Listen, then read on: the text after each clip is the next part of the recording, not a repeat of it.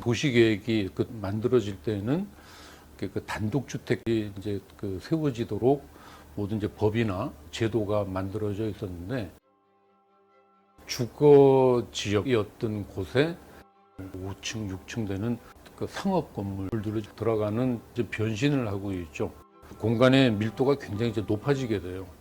그랬을 때의 건축은 어떤 자세로 그런 변화에 대응을 할 것인가를 이제 고민한 결과로 만들어진 게 질모서리.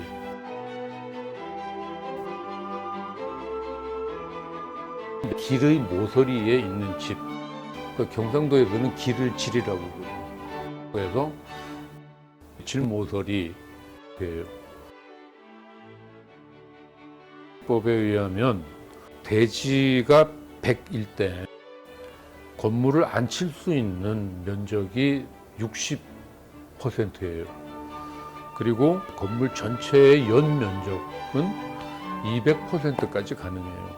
그렇다면 60%의 면적으로 3층을 올릴 수 있다는 얘기죠.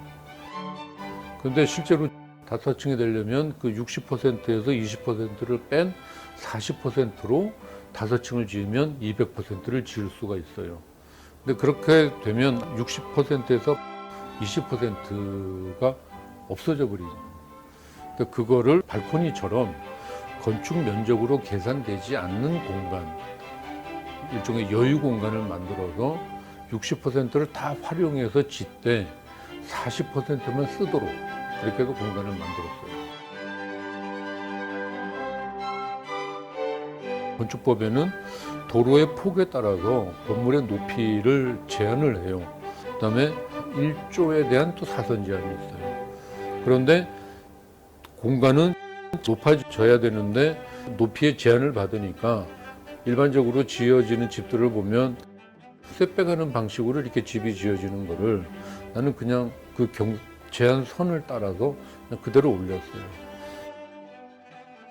공간은 정형이어야 된다라는 고정관념을 버리면 굉장히 다양한 응용을 할 수가 있게 되는 거고, 그런 응용에 의해서 그 공간이 단순하지 않고 뭔가 이야기거리를 만들어주는 그런 공간이 될 수가 있습니다.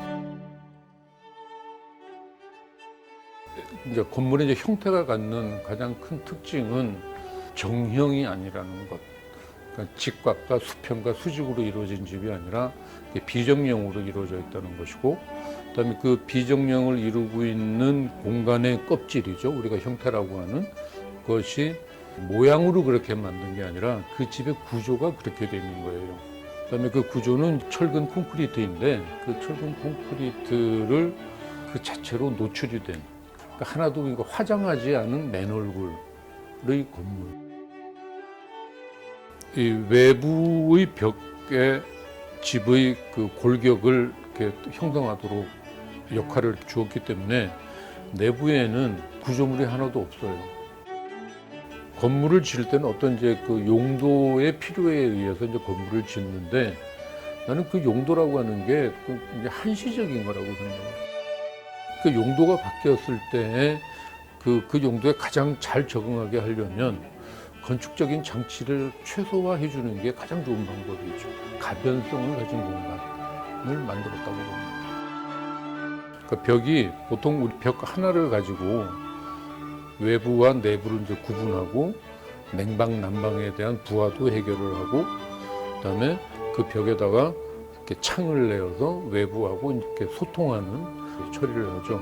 그 방법을 안에다 창을 만들고 떨어뜨려서 밖에다가는 그냥 벽만 만들어요. 하면 가운데에 이제 사이가 생겨요. 이 사이를 공간의 여유로 쓸 수 있게, 쉽게 이야기하면 그 아파트의 발코니 같은 그런 공간을 그 벽과 유리 사이에 만들 수가 있으니까, 그렇게 벽이 바깥에 벽이 하나 있고 안에도 벽이 하나 있어서 이중으로 만들어진 벽이라고 하면 이중벽이라고 이야기를 하죠.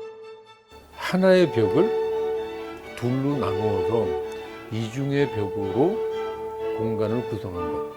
그렇게 되면 그 사이를 안이라고 볼 거냐 밖이라고 볼 거냐의 문제가 생겨요.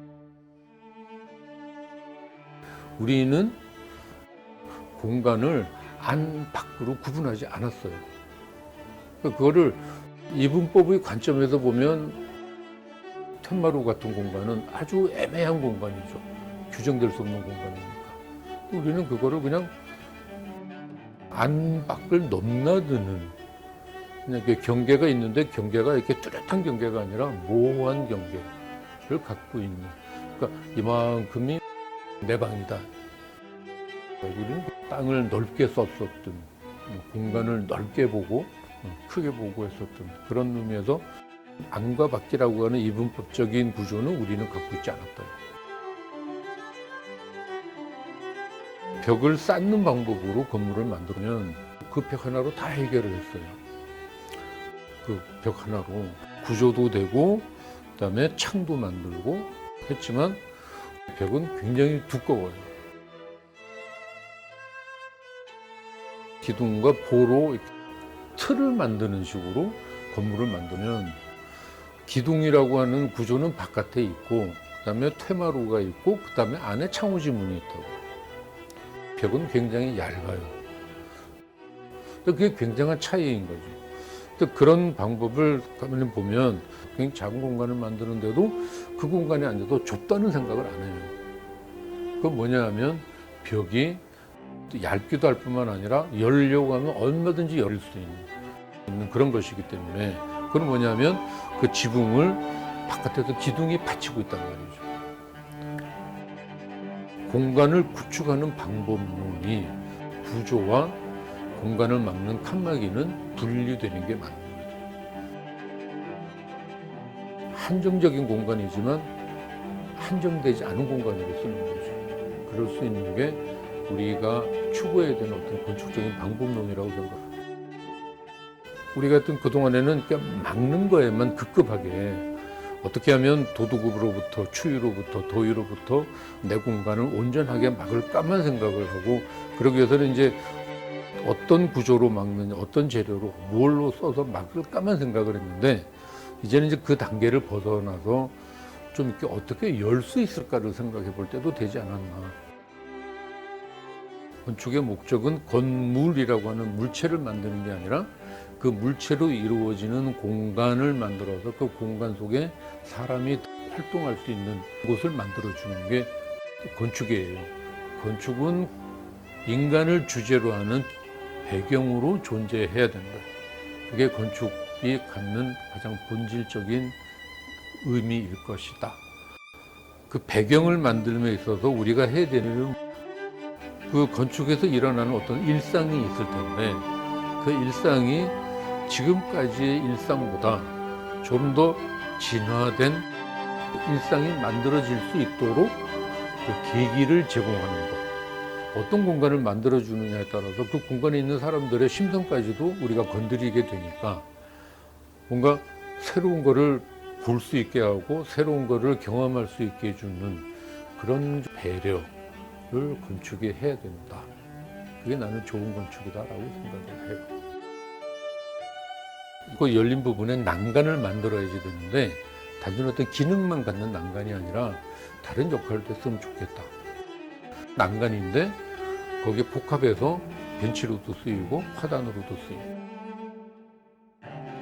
특징 없는 거리에 뭔가 이렇게 좀 변화를 주고 싶은 그런 생각에서 그 창들의 다양한 형태의 크기로 변화를 두어서 동네의 풍경에 하나의 이제 자극을 줬으면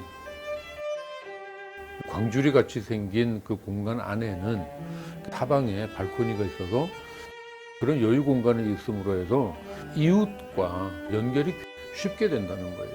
그리고 그 도시 쪽에서도 그 건물을 볼 때 닫고 있는 느낌이 아니라 열려 있는 그런 공간을 보는 느낌이기 때문에 쉽게 그 친숙감을 느낄 수가 있고 그런 겁니다.